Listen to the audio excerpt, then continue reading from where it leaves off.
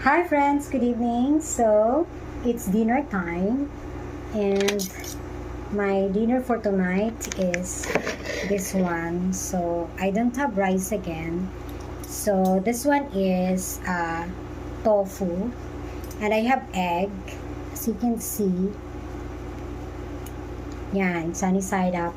And this is blanched alugbati. And of course, hindi ko siya tinimplahan, even my egg and alugbati. So I have sausawan here.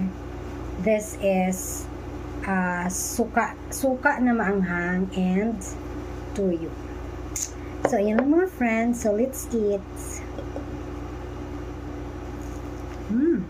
Harap. Of course,